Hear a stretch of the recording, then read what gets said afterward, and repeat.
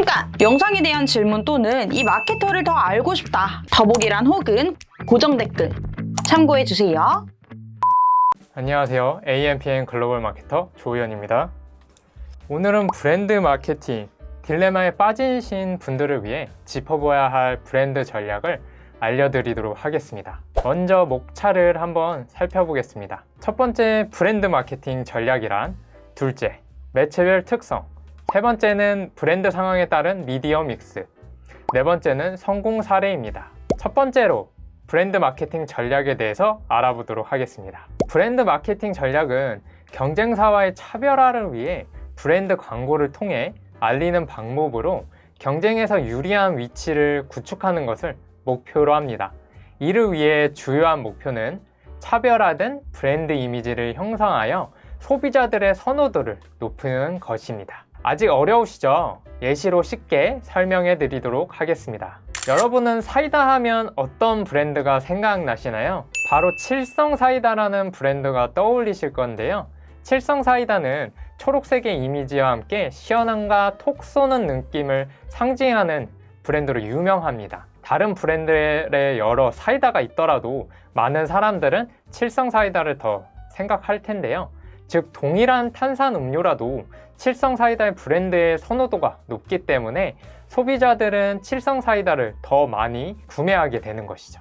이게 바로 브랜딩의 힘입니다. 그렇다면 효과적인 브랜딩이란 무엇일까요? 효과적인 브랜딩은 단순히 노출이 되는 것만으로는 설명할 수 없습니다. 중요한 것은 우리가 전달하고자 하는 메시지가 다른 곳과 차별화가 되는 것입니다. 이를 위해 우리 제품이나 서비스의 핵심 강점, 즉 유니크 셀링 포인트가 이제 필요한 것인데요. 우리 브랜드만의 독특한 차별성을 만들고 고객들이 우리의 제품과 서비스에 어떤 기대를 할 수 있는지를 명확히 전달해야 합니다. 이를 통해 브랜드가 누구이고 어떤 메시지를 가지길 원하는지를 고객들이 인지할 수 있도록 해야 합니다. 이러한 과정은 브랜드 구축의 첫 단추이며 이후에는 전략을 생각해 나가야 합니다. 그렇다면 차별화된 브랜드 전략을 세우기 위해서는 어떻게 해야 할까요? 자사의 브랜드 메시지를 어디에, 어떻게, 언제, 누구에게 전달할지 세분화하는 과정이 필요합니다. 사람들도 한 공간에서만 마주치는 것보다 여러 장소에서 마주치면 더 친해지듯이 브랜드 전략도 이와 관련이 있습니다. 고객과 여러 접점에서 교류를 하는 것이 중요한데요. 다양한 광고 매체를 효율적으로 활용하기 위해서는 매체별 특성이 꼭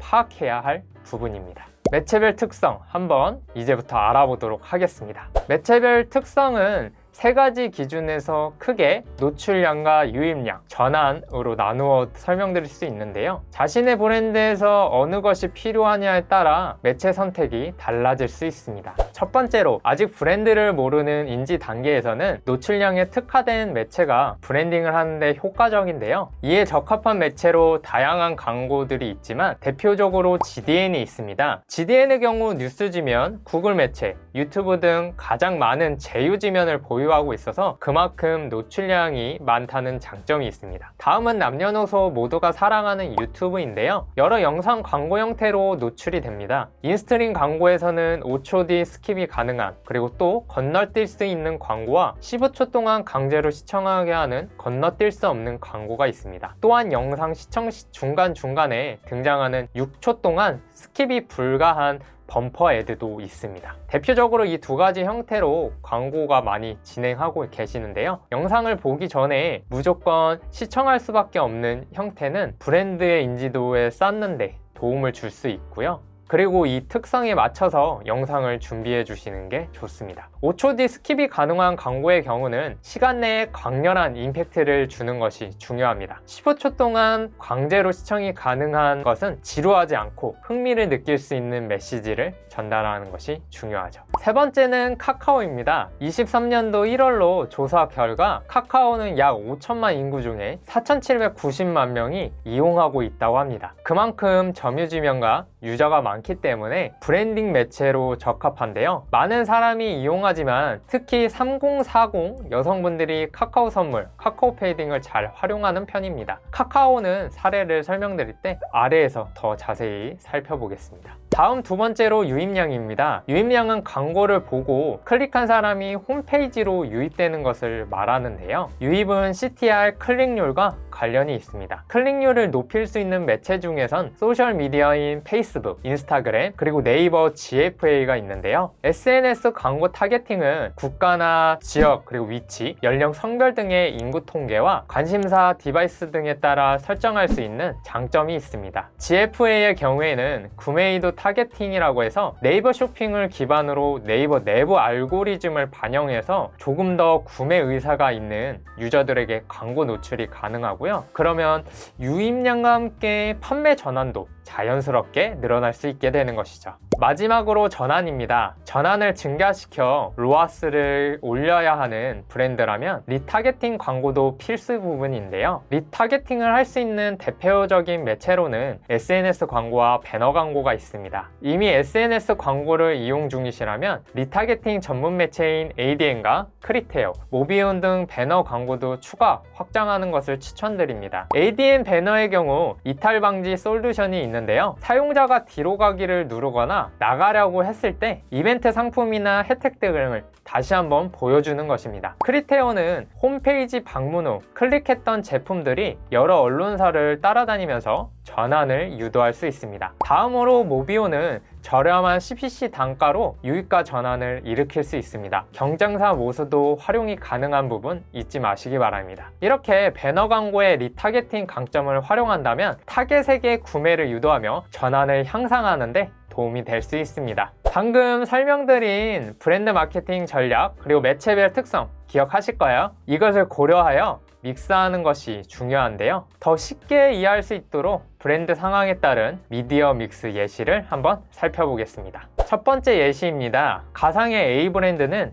1개월 차 신생 브랜드로 브랜드 인지도 상승과 함께 전환을 일으키기를 원하신다고 했습니다. A사는 광고 매체로 네이버 검색 광고, 브랜드 검색 광고를 선택했는데요. 그러나 인지도가 없는 상태에서는 좀 검색하여 들어오는 사람이 없을 것이므로 브랜드 검색 광고의 효율은 떨어질 수밖에 없습니다. 브랜드 검색 광고 비용은 검색수에 따른 고정 비용으로 조회수가 8,000건으로 넘지 않으면 50만 원이며 PC와 모바일 각각 비용이 발생합니다. 검색수가 낮다면 비용만 소진되고 효율성은 떨어질 수밖에 없습니다. 그렇다면 어떻게 해야 할까요? 먼저 많은 사람들에게 노출을 시키는 것이 중요합니다. 점유율이 높은 매체인 유튜브, 페이스북, 인스타그램, 카카오 등을 광고 매체로 선택할 수 있는데요. 브랜딩을 위해서는 한 곳에만 치중하는 것보다는 많은 사람들이 이용하는 매체를 조합하는 것이 효과적입니다. 또한 A사의 요청에 따라 전환율을 좀 일으키기 위해 SNS 체험단을 활용할 수도 있습니다. 사람들은 물건을 사기 전에 리뷰를 살펴보면서 고민을 하는 경우가 많이 있는데요. 그렇게 검색 시 아무런 정보나 리뷰가 없다면 전환이 좀 어려울 수 있습니다. 따라서 고객들이 궁금해하고 찾아볼 수 있는 정보를 바이럴 광고를 통해 구축하는 것이 중요합니다. 마지막으로 브랜드의 이미지가 어느 정도 입지를 다지고 확립되었을 때 네이버 브랜드 검색 광고를 믹스한다면 효과가 좋을 것이니 그때 시도해보는 것을 추천드립니다. 다음으로 가상의 B브랜드를 예시를 들어보겠습니다. B브랜드는 중장년층을 대상으로 브랜드 인지도와 검색량을 이미 확보한 상태인데요. 매출 하락으로 인해 전환이 좀 시급한 상태라고 합니다. 이러한 상황에서는 브랜드 이미지 강화보다는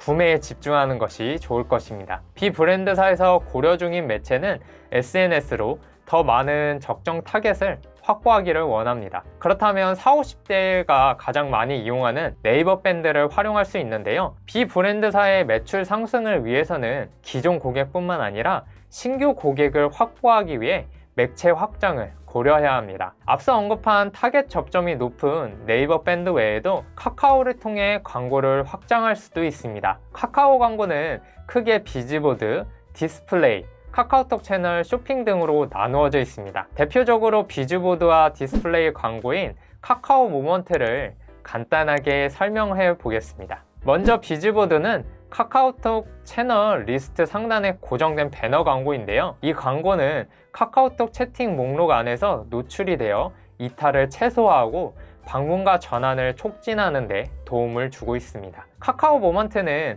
카카오톡, 카카오스토리, 다음동 카카오의 서비스와 주요 파트너 서비스의 다양한 광고 영역에 노출되는 방식입니다. 이를 통해 동영상, 네이티브 배너, 다양한 형태의 광고를 게시할 수 있습니다. 카카오의 오디언스 설정을 활용하여 정교한 타겟팅도 가능합니다. 위와 같이 비주보드와 카카오 모먼트를 활용하면 B브랜드는 더 많은 고객에게 광고를 전달하고 매출 전환을 도모할 수 있을 것입니다. 추가로 네이버 카페나 뉴스 중간 부분에 광고가 사이사이에 노출되는 거 보신 적 있으실까요? 이것은 앞서 언급한 유입량을 높일 수 있는 GFA입니다. 지역 카페나 언론보도 등 중장년층이 이용하는 매체를 통해 확장을 한다면 전환이 일어날 확률이 높아질 수 있을 것입니다. 또한 인지도가 있는 B브랜드는 사람들이 구매를 염두할 수 있지만 홈페이지를 들렸다가 그냥 나가버리는 사람도 다시 잡아야 할 고객인데요. 이것은 쿠키라는 흔적을 남긴 잠재 고객들에게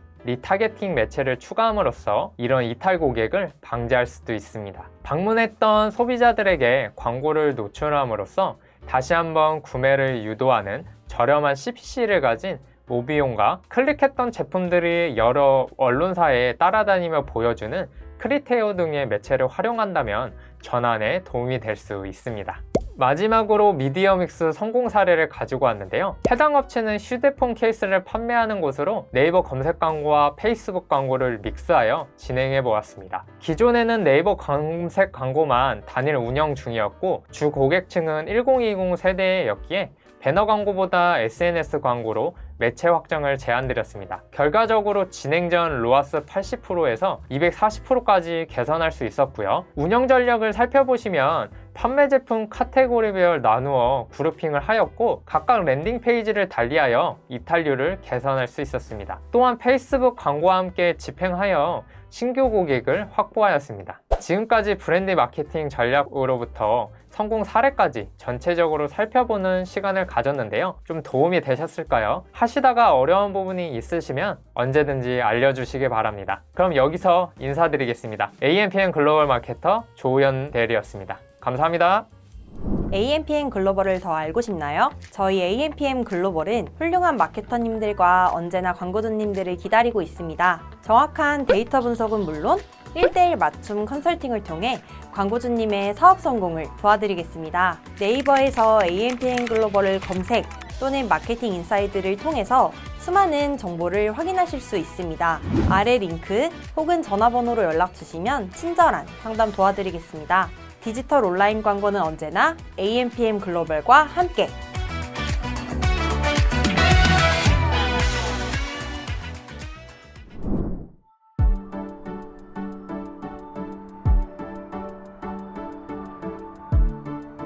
구독과 좋아요는 컨텐츠 제작에 힘이 됩니다.